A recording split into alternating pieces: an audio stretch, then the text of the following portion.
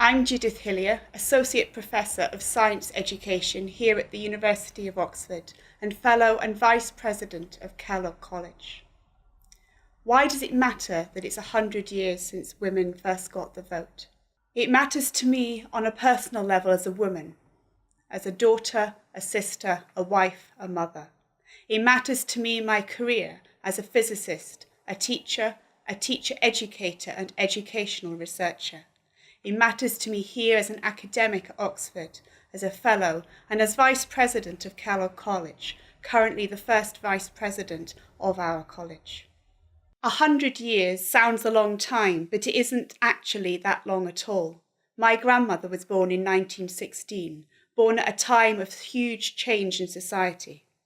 I grew up in Scotland, and studying history there, we learnt about how democracy had grown, how universal suffrage was gradually reached over time, starting with the 1832 Reform Act, looking through what happened with the Chartists in the 1840s, the changes in the 1870s until eventually, in 1918, all men over the age of 21 were allowed to vote, and some women over the age of 30.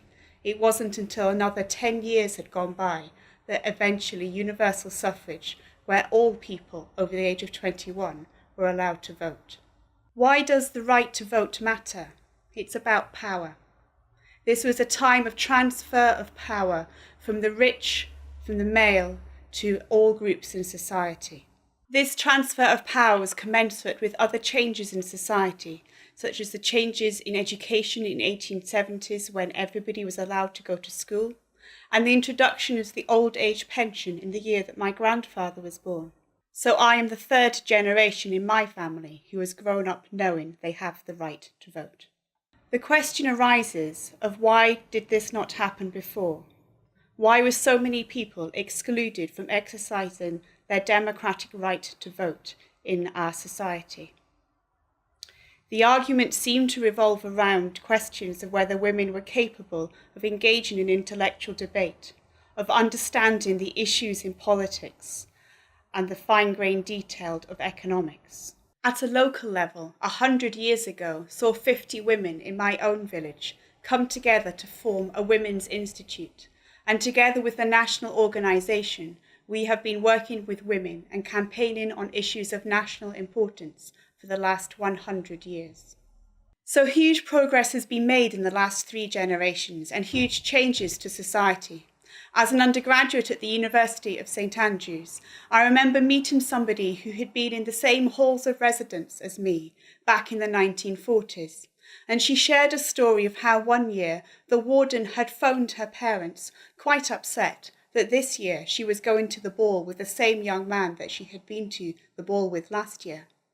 Her father was rather affronted by this and said that as he was paying for her wedding to that young man later in the summer, he would have been extremely upset if she had gone with anyone else. In my career, I've been extremely fortunate to have the opportunities available to study and work in the field of my own choosing, opportunities that would not have been available to me if events like women's suffrage and the Equal Opportunities Act had not happened. I was also fortunate that I had parents and teachers who encouraged me in my study of physics. However, gender participation in subjects such as physics and other sciences is still a huge issue. You are still far more likely to be male if you are studying physics.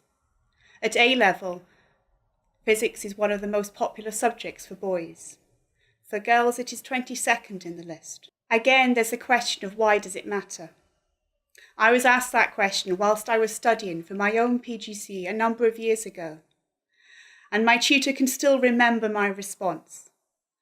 If you've been the only woman in the room for 8 years, you wouldn't need to ask that question. One of the real strengths of Kellogg College is its inclusive nature, of the way that we value people from different backgrounds, from different perspectives, of different experiences. This is not to say that one perspective is more valuable than another. But if you only look at culture from a masculine standpoint, then you miss out on things that you would see if you looked from other viewpoints. However, many women today would strongly say that we do not experience true equality yet. My own field of physics has many gender stereotypes.